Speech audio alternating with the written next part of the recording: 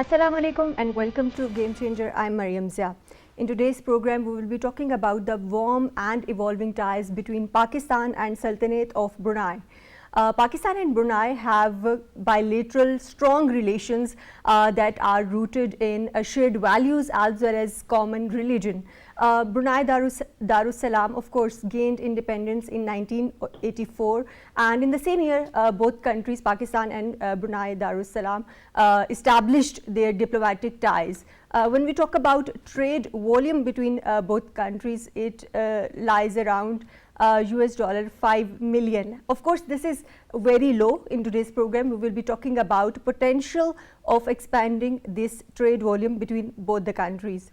And of course, when we talk about Brunei, it is an important country in the Southeast Asian region, and there is potential, a lot of potential when we talk about its inclusion in BRI. In today's program, we will be exploring that potential. To discuss this and more, we are joined by former Ambassador Salahuddin Chaudhry, who has also served in Brunei Darussalam as well. Welcome to the program. We are also joined by Mr. Sharyar Khan, who is expert in international affairs. Welcome to the program. And we are joined online by economist and senior analyst Dr. Hasnain Javed. Welcome to the program.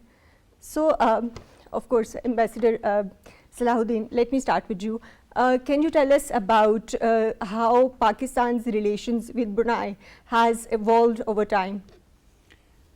Well, if I can right at the outset describe Brunei, like a drop in the ocean, or for that matter, if you describe life as a dot, you expand the life, it becomes a circle. You travel all around the circle, beginning from your birth till the end of your life. But of course, in the case of Brunei, I would not compare in such a manner. So Brunei, I would say a drop in the ocean, for that matter, Pacific Ocean. And in the Pacific Ocean, Brunei being there, it means all about peace, because Pacific means peace, okay? And despite being a drop, I would say it was like a pearl, because such a small country with about 200,000 plus people in the world, they are a very rich country. And of course, someday when I was there posted, I was accredited as head of mission to the Brunei Darussalam. I went a couple of times there, and I had the opportunity of seeing the people flourish, seeing the people in progression, seeing the people very, very happy and peaceful. Because 200,000 plus people in that oil-rich country had 200,000 barrels per day production. Of course. That means 1 barrel per head. Of course, it is an energy-rich, oil-rich country. Yeah. But when we talk about Pakistan's diplomatic ties with Brunei Darussalam, can you tell us some of the significant events that have shaped these relations, Yes. other than, of course, shared values and common religion? Surely, I will do that. You see, why I said that simile or metaphor, like saying there's a drop in the ocean, because it beautifies, it tells you about that country. The people are very humble, and people are, majority are Muslim, it's a Muslim majority country. And of course, they have such affinity to another Muslim country like Pakistan. And being a member of the Organization of Islamic States, OIC, they are very close to Pakistan. And Pakistan, since the independence of Brunei Darussalam, had diplomatic relations and developed those relations in a very magnificent way. Of course, there have been teething problems in the beginning, but with the passage of time, the Brunei government, you see, they tried to reach out to Pakistan as a very advanced country in that, advanced in the sense that technically and also in many, in the field of agriculture, in the field of irrigation, water irrigation, etc., Pakistan was at that a very, very flourishing country. Right. When we began. And they wanted to also learn from Pakistan in the technical fields, like, see, for example, we had PIA at one time present in that country. And many of our experts taught the people and the airline of Brunei Darussalam at that time developing, how to go about, build the airlines. And as you said earlier, is vibrant and is increasing very rapidly, the ties of the two countries. Now, particularly in the defense field, we had a memorandum of understanding signed with that country. Right, that is recently. Of course, we will be exploring in detail about these angles of and avenues of relations. But of course, Mr. Shehjar, when we talk about political ties and diplomatic ties, can you tell us about a recent exchange of delegations between both the countries and how they have impacted the bilateral relations between both the countries, and what is the potential when we talk about development of political ties between Pakistan and Brunei? So when it comes to more joint cooperation other than oil and gas, because as Sir has also mentioned, Brunei is a very oil-rich country, which it has like one of the highest living standards in the world and the highest per capita income in the world as well, because of the very high exports of oil, a lot of like capital. And other than that, when it comes to Pakistan, the joint Pakistan-Brunei Investment Company or agency was established in 2006. Unfortunately, Pakistan and Brunei's trade volume is not commensurate with the potential that it could have reached. Right. It's just like $5 million, as you also mentioned. So there are like several areas that are being discussed in this investment agency. And these areas like cover, oil and gas, it also covers hospitality, it also covers agriculture. And as Sir has also mentioned, there's been a lot of like back and forth between Brunei and Pakistan on developing agriculture. Brunei imports a lot of, materials that they basically consume.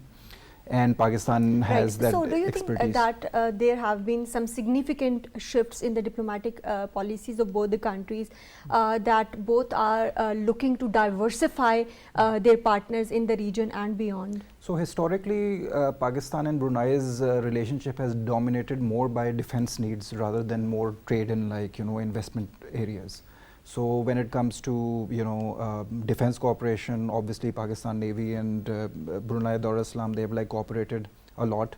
In terms of training of their armed forces, Brunei basically sends a lot of their training cadets to Pakistan Military Academy, and up till now I think over 100 of them have been trained in PMA.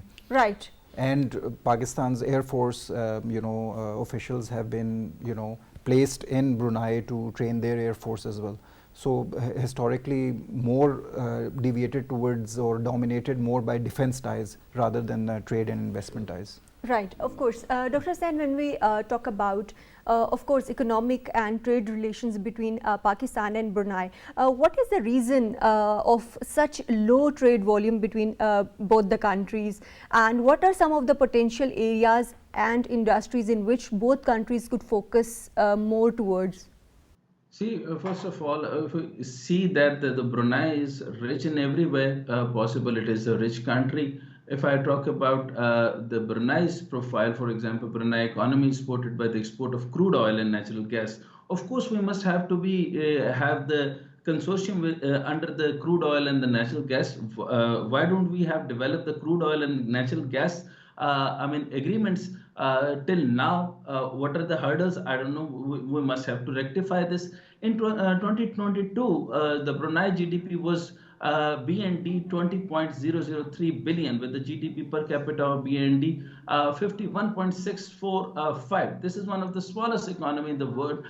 Smaller economies in the world currently ranked 130, but Brunei is the richest country in South Asia. So IMF estimate the hydrocarbon export provide more than 70% of the income. So the government has been working to diversify the economy by developing other sectors such as agriculture, fisheries, tourism, and service. I'm coming to the point, to your exact point, but there are their foreign policies which might incur and might create the hurdle between our economic strategies, which is maintain the sovereign independence and territorial integrity and preservance of the political, culture, and religious identity of the country, promote regional and global peace, security, and prosperity and stability. So they are not, involving in any of the issues. So enhance the prosperity of economic and social well-being of the country, because they are so rich. So they are not, they are trying to avoid all these country which has somehow got the sanctions. So Brunei Darussalam carries out its foreign policy through the bilateral multilateral cooperation on the basis of friendship. But your important question is why, if it is with the ASEAN, under the ASEAN Charter, Brunei economy is almost totally dependent on the exploitation of its vast reserve of petroleum and natural gas. Now, focusing on that point, Brunei is also looking to diversify its economy, unlike other countries in the Southeast Asia. So what are some of the industries in which we can bring in investments from Brunei in Pakistan when we talk about FDIs? Yeah, this is why this is what I'm saying, that the current trade volume, by considering the fact they are rich in petroleum and natural gas, why it is not there. So I'm telling about that. The current trade volume between the two countries stand on US 5 million. So Brunei export to Pakistan is in 2021 is Brunei export is 112k only. 112k dollar to Pakistan, and to main product to Brunei exported to Pakistan in inorganic compounds 87.5k, and the potassium and the phosphates, what you say. So during the 24 year of the export of Brunei to Pakistan have increased annualized rate of 20.2%, which is very low, and there is no import of oil and gas. This is a very shocking point. I must have to ask our concerned ambassador. I must have to ask the concerned foreign office and Ministry of Industries and Commerce why it is that. So in 2021, Pakistan exported 1.67 million, and also the export is very much low. No knitwear is going there. Onion, dried vegetable demand is higher, but we haven't sent anything. So it is very important. An agreement between the Brunei and Pakistan is very much interesting. It is till 2007, and after 2007 there is nothing very important agreement being done within those both countries. Of course, these are very important and pertinent points highlighted by you, Dr. Snan, and I will be asking the same question to former ambassador as well. But I want to talk about what kind of incentives might be given to the businessmen over there to attract investments in Pakistan when we talk about, of course, creating a feasible environment for investments.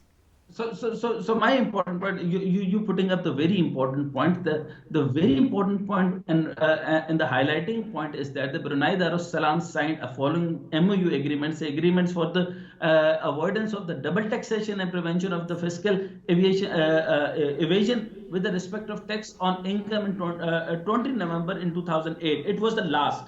After that, nothing happened. So MOU on the health cooperation in 23rd August 2007. MOU on the cooperation of the field of culture and related activities, May 2005. MOU on establishment of the joint investment company between Brunei and investing agency and government of Pakistan. It was in 2005, 7 May.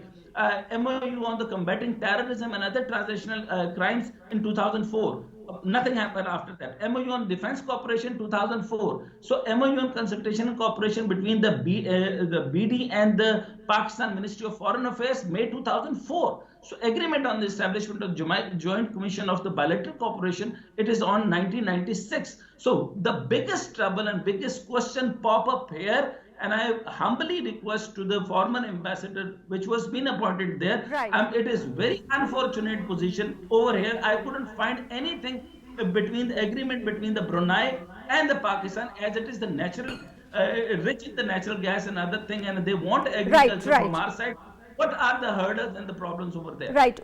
I'll take the same question to former ambassador, Ambassador Saab. Of course, a very important and pertinent point highlighted by Dr. San, that of course there are common values, religion is common, so a lot of commonalities, and maybe the same region as well. Of course, Brunei is in Southeast Asia. So what are the reasons that the energy cooperation, we are of course in need of energy, and Brunei is rich in energy, around 80 to 90% of their GDP is dependent on energy. So what are the reasons that we could not reach that mark or the potential of these ties?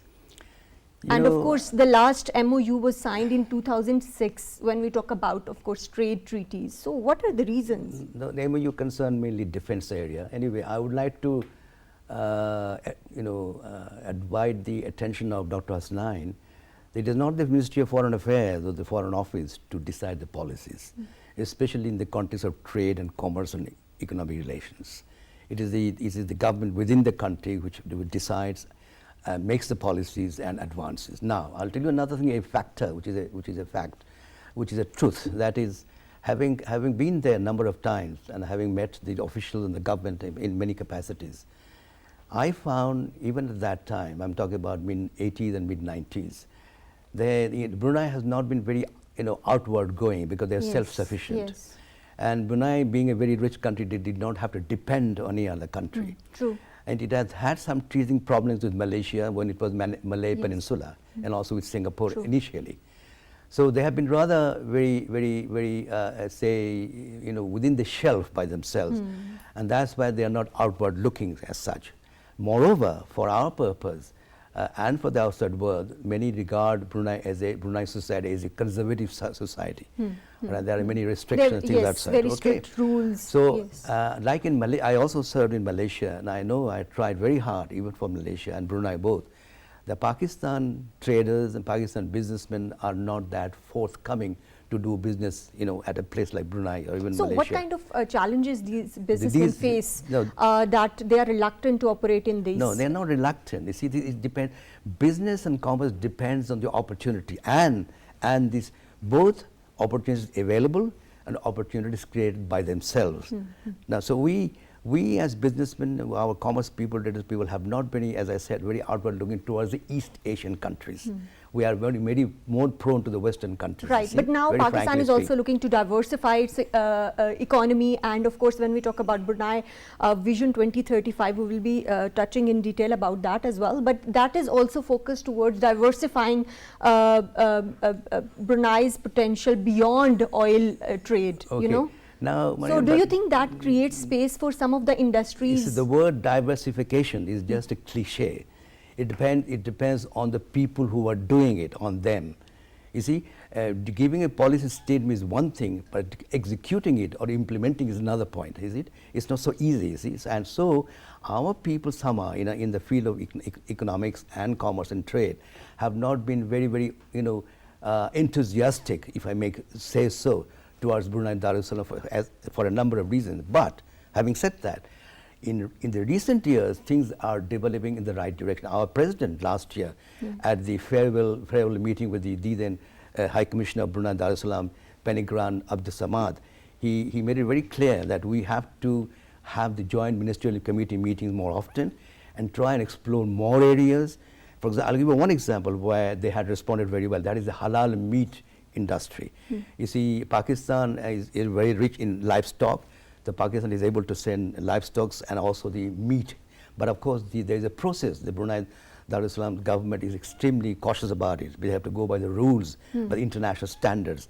So things are coming up in that context. Pakistan does not have not acquired that skill as yet in the context. Right. But Ambassador Salahuddin, can you tell us some of the potential areas or sectors in which Pakistan could maybe invest in Brunei, or we can bring in investments from Brunei? Agriculture certainly is one sector. Right. Ours is an agriculture-based economy, and there are other areas like IT, information services. Because Wi-Fi over there is very slow. Yeah, exactly. And another thing, see, I must say, even the people of Brunei are so happy by themselves. They're not looking for extraordinary things happening. A very peaceful country, very peaceful society, very happy there. Because they've got free education system, free exactly healthcare, no I was coming to taxes. that. Free education, but for us, there's one very big, attraction. If somebody wants to invest in Brunei, the one does not have to pay taxes, even for the So this is a huge investment. Yeah, even for the license, for doing a business license, no tax is required. No sales tax, no import tax, no export tax, nothing of the sort. Only one requirement is there. If somebody wants to invest there, they have to have 2 local Bruneians to become part of the management committee, like as directors. That's about all. Everything is available, and they are very open in that respect, and they want to invite Pakistanis to go over there and to do the business. But the shyness is from our side. Of course, You of see? course, and we have to create those opportunities and promote Exactly. these sectors and highlight the opportunities and potential that is available You know, I'll in tell you Brunei. something very interesting. Nothing like diversification you were saying. It did not diversify many things. Right, You see, right. but you were right. We got to try and find ways and means. Right. A, to create opportunities. B, to utilize the opportunities. Of course, and that is very important. And when we talk about finding opportunities, of course, Belt and Road Initiative is an important opportunity. And keeping in mind the strategic location of Brunei in Southeast Asia, of course, Brunei has MOUs with China as well, and it has shown significant interest in BRI as well. Can you tell us about some of the key objectives that Brunei aims to achieve from its inclusion in BRI? And later we will be discussing how this is going to impact Pakistan's relations with Brunei. So, Mariam, like even the Pakistan-Brunei Joint Investment Agency was established in 2006. There hasn't been like a lot of progress. There hasn't been like a lot of like people to people, even government to government exchanges on like the way forward on the areas of cooperation. So do you think the only reason of that is because the society itself is very self-sufficient, or maybe the geopolitical dynamics also play a part in Various that? reasons. I agree with the Ambassador Salahuddin when he basically says it's a very self-sufficient country. You will have to like make a lot of effort to even like break into that economy. Other than that, the previous discussion on imports on oil and gas from Brunei, what we have to like basically keep in mind is that because of this geostrategic position that we keep talking about when it comes to in the context of Pakistan, unfortunately a lot of like our oil exports are also geostrategic. You know, a lot of geopolitics are even involved when we're like importing oil.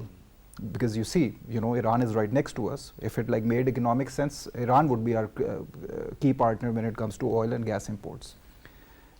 Previously, we've like also experimented with like oil imports from Russia, and you know, like what kind of like discussion But was do like you think happening if in our that. foreign policy is moving towards geoeconomics, that is shifting? Do you see a shift happening in the future? So yeah, I see a lot of rhetoric when it comes to this shift from strategic or geopolitics to geoeconomics. But as Ambassador Saab again said, it's very easy to say, very difficult to do, you know, because there's like a whole shift in the whole outlook of the nation that is required to move from geopolitics to geoeconomics.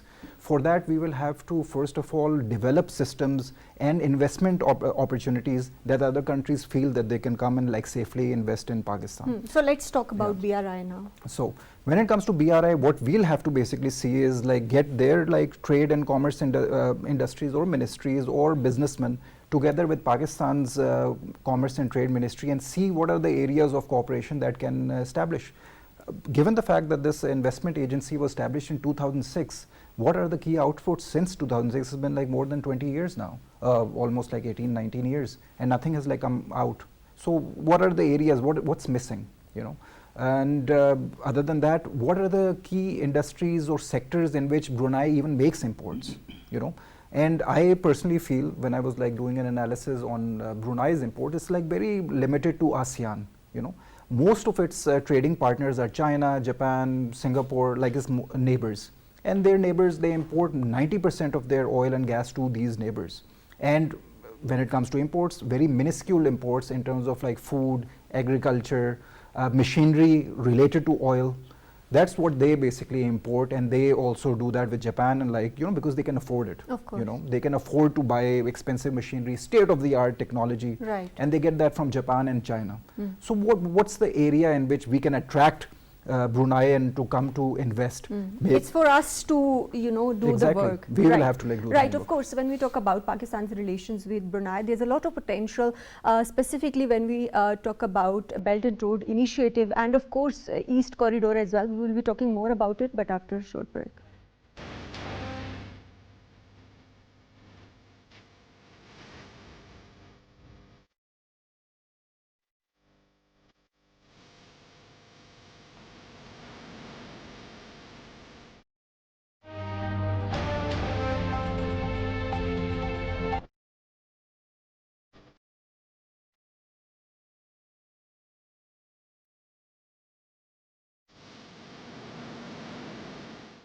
Welcome back. We are talking about Pakistan's ties with Brunei, and of course, when we talk about this, Belt and Road Initiative is significant when we talk about connectivity within the regions as well. Dr. Stan, can you tell us about Vision Brunei 2035 and how does it aligns with BRI's vision and what it means for Pakistan's relations with Brunei?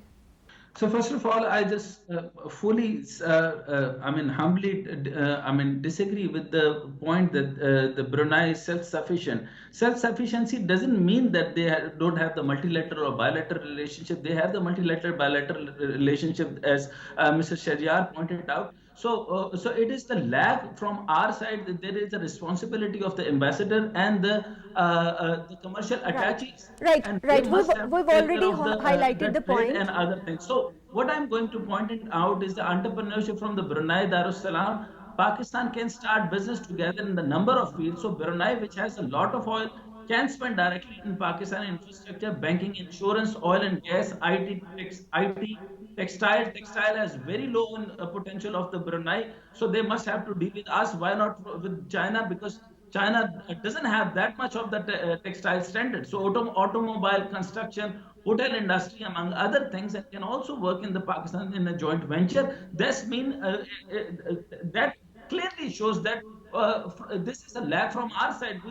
Right, of course. We've already highlighted the point, Dr. Stan, that there is a lot of work that we need to do at our home. But let's move beyond that point and let's discuss about Belt and Road initiatives and how it aligns with Vision Brunei 2035. So most important thing is we must have to work and create the joint venture under the special economic zones of Pakistan, being deployed under the 9 economic zone, and one window operation through that, and SIFC, foreign direct investment, we must have to ask them to invest in Pakistan under the energy sector, under the petroleum industry, under the other industry. And very important thing is they are also asked the energy and petroleum authorities to promote the Brunei Premium Halal Brand, and which include exporting livestock and to meat to Brunei. So again, if Brunei asks that, why not any of the people mark that Brunei asks this for Pakistan for so many times? It doesn't mean that it's the self-sufficiency. Brunei asked for so many times, but we never replied. So this is the point we must have to take up under the SIFC. We must have to talk about that, and we must our Board of Investment, our Ministry of Industry, our Commerce Industry must have to deal with them, and MUFA is also very much important in that way. So they must combine together under the one window operation and must have to deal under the trade compliances. Right, very pertinent points highlighted by you, Dr. Stan. And of course, when we talk about special economic zones, there is a lot of potential, and you have highlighted the sectors as well in which we can attract investments. But what kind of incentives should be given to the investors over there to bring the investments in Pakistan, and are we ready for that? What kind of challenges do businessmen face when we talk about Pakistan's business environment? See, double taxation invasion. I'm telling you about that they have the double taxation. They have the highest revenue or taxation policy. So they must have to deal with them, and they must give them the complete tax holiday invasion. And as we are under the special economic zone, if we give the complete invasion on the economic taxation policies, they do have the double taxation policies. They must have to eliminate all these so that our Pakistan businessmen, Pakistan Chamber of Commerce from the Lahore to Karachi to Islamabad, they goes there and establish the business over there. But the taxation is very much high for the Pakistani people. So we must have to deal under these circumstances, and they have to deal in a different way, in a very important and very urgent manner. So this is very much important to deal this matter. Right. And the biggest bracket and the problem is taxation and invasion of the taxation and the double taxation problem. Right. Of course, we need more of engagement at government level and business to business level as well. But when we talk about East Corridor of BRI, can you tell us what is the progress on the infrastructure development projects over there, and what needs to be done to speed up those projects? So, yes, of course. I mean, on the east border, we are working very much high on the ground. Of course, infrastructure on the natural gas, infrastructure on the coal project, infrastructure on the other thing, and of course, I pointed out the hydrocarbon export, provided as it is the 70% of the income there. So we are very much, dealing in such ways. So special economic facilitation fund is expediting this thing into the very important manner. And I just appreciate Pakistan military to do that, and I request the Chief of Army Staff to visit Brunei as under the different manners. All of the chiefs went there, and we have a very good defense ties over there. So expedite this trade volume and the whole of the financial profile. We must have to deal in a very proper way. And let me tell you, Brunei is upward. Brunei wants Pakistan to have a great deal through the east border of that way, because Gwadar is the most efficient way, linking all of the Middle Eastern areas. So why not we can do that? And China is also doing a very good job with the Brunei Darussalam. They are exchanging export and import, and the volume of the trade and import export is very much high between the Brunei and other. And so as in the Singapore, so highest IT sector is involved in Brunei. In that way, so is the volume of the trade over volume is in the billion, and more than 20 billion of the IT export over there in Brunei. So we must have to deal in this project. So these consortium and joint venture and multifaceted, multilateral and bilateral transaction must under the one window operation, and that should be started very soon. And of course, SIFC is the greatest plan to do that. Right, right. Of course, that is the pertinent platform when we talk about leveraging Pakistan's economic ties with other countries. But when we talk about East Corridor, that is a significant part of BRI as well. So how is Brunei leveraging its participation in BRI to connect with other countries in the region? You see, there is one aspect of what is called geopolitics. Now, BRI is essentially a Chinese concept, okay, and preponderance of People's Republic of China in the South Asian region, in the context of South Pacific. There are countries who are very cautious, you know, and they will take time to be able to sustain a kind of a relationship in that context. But Brunei has already shown interest in BRI. There are areas. You see, there are areas, and despite the political reasons, there can be areas where you can cooperate. There is no problem, but it will take time. You see, it will take time, and the whole of ASEAN, the regional group, they are also quite cautious about this. You see, so whereas East Corridor is actually East Asia approach of Pakistan government, which is trying to go forward towards the eastern countries, far eastern countries and so on and so on.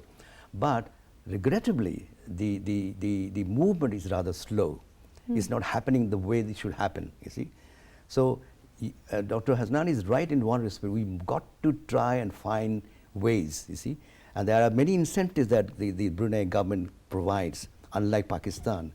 You see, and that way we can do our investment in that country if we want so.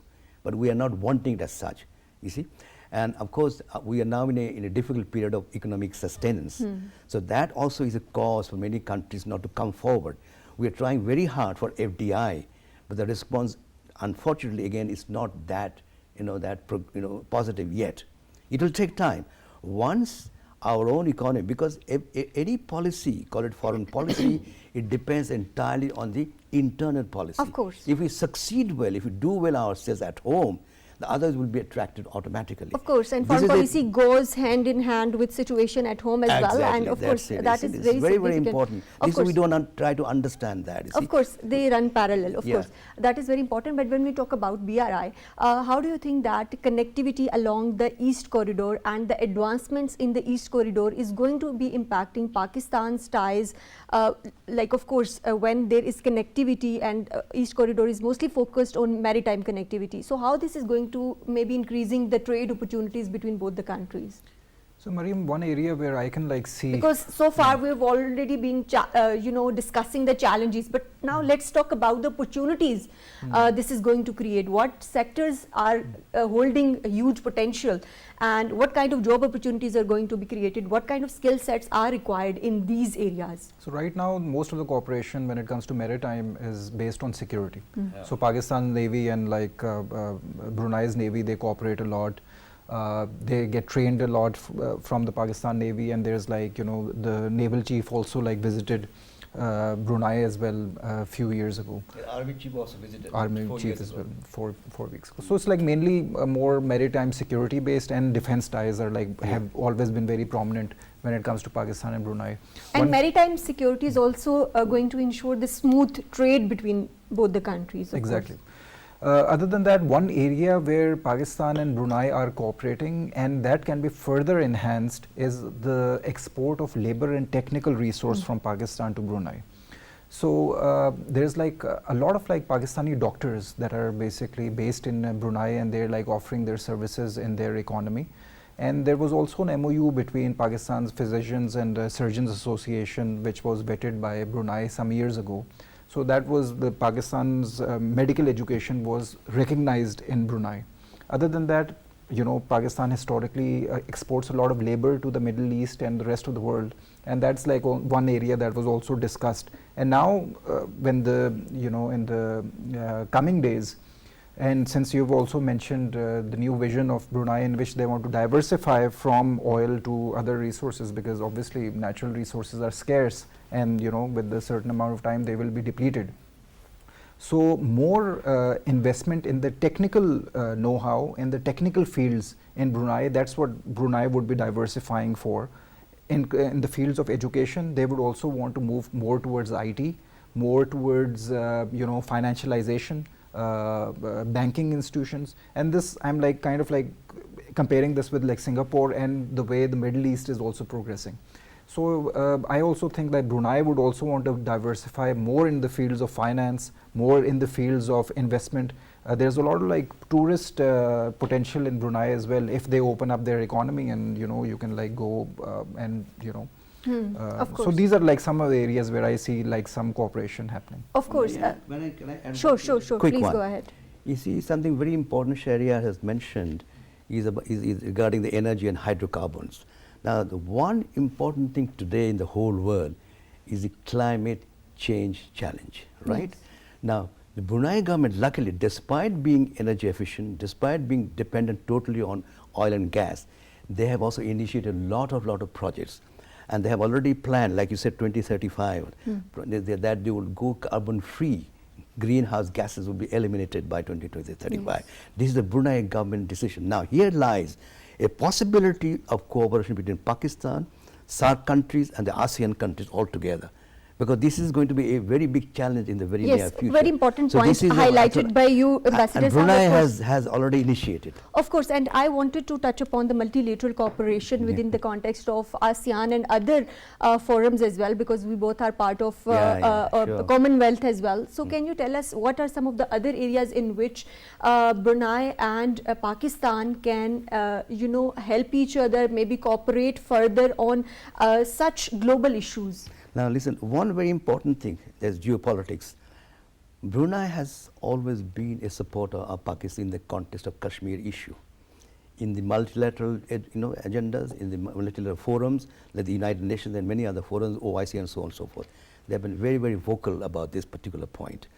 And there are many other areas where Brunei supports and Pakistan supports. They support each other in many, many issues, you see.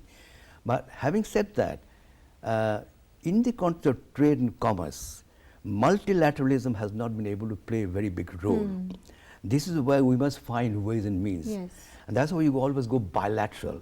Like Sharia has mentioned, defense production is one which is really solid between Pakistan and Brunei. You know, our army chief went there a couple of times, the president has mentioned it again, and there are other contexts as well. The joint, there will be joint ministerial committee meetings regarding production, and Navy has played a very big part. Of course, because there is a potential when we talk about East Corridor. So briefly, in 2 lines, can you tell me about the future trajectory of Pakistan's ties with Brunei? You know, all said and done, Mariam, we are very good brotherly countries. We are interdependent in many, many ways. Conceptually, philosophically, religiously, faith was what you call whatever you may like. That being the premise, I always think we have a very bright future. All that necessary is to try and tap the avenues and resources available in both the countries. Right. And you see, the Sultan Bolkiah, when I met him, he told, look, Mr. Chaudhry, we are extremely proud of Pakistan as not only as a Muslim state, but also playing a big role in the international politics, of course, and multilateralism. So there's a lot of potential. Dr. Stan, can you briefly tell us about the future potential of Pakistan's ties with Brunei? See, I am very much positive, but of course we must have to engage them. That word is divided into the geopolitics, and of course we must have to, and also Brunei must have to focus on the Belt and Road Initiative is going different way, which has spent already $1 trillion. And there is a 2+2 troika, where it is Australia and Japan, America, and India. There is quite an on the other move. There is a Quad, which is another move, and now there is an emerging spice route, which is try to, sabotage the Belt and Road Initiative. But here, if I see the country principal trading partner in Asia, including Japan, Singapore, Malaysia, China, South Korea, and India. So India is prominent over there in Brunei. But considering that if there is a India, we must have to have the good relationship with the Pakistan as well, because if they are with Japan, which is Quads, if there is an India, which is Quads, why not with the Belt and Road Initiative under the China with the Pakistan? So Brunei, been the member of ASEAN since 1984 and become the home of the Secretariat of the East Asian Business Council in mid-90s. But now it is not. They must have to retreat its position in the ASEAN, because America has already taken in the 2004. So Brunei take up its position, and of course under the OIC they have to be more powerful in the whole of the region. Right. Thank you very much, Dr. Zain Javed, for joining us in today's program. Thank you very much, former Ambassador Salahuddin Chaudhry, for joining us in today's program. Thank you very much, Mr. Shehjar Khan, for joining us in today's program. Of course, in today's program, we discussed about and explored the past, present, and future of Pakistan's ties with Brunei Darussalam. Of course, there's a lot of challenges when we talk about these relations, but these holds a lot of potential as well. Of course, there are commonalities in values and religion between both the countries, but there is a need to translate those into economic ties between both the countries. That's all from Game Changer tonight. Take care. Allah Hafiz.